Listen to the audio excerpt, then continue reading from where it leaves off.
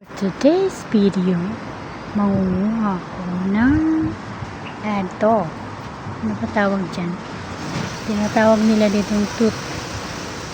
Parang berries. Ewan ko ano bang English nito. Tooth. Tooth. Tooth. Tooth. Tooth. Wow.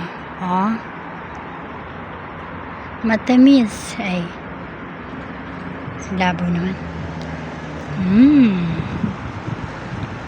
Dahil bunga niya.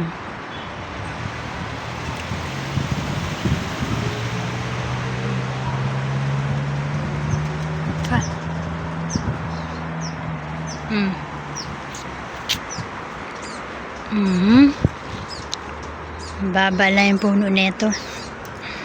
Oo. Magsasawa ka lang.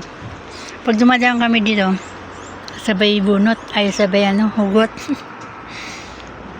Busog ka talaga. See?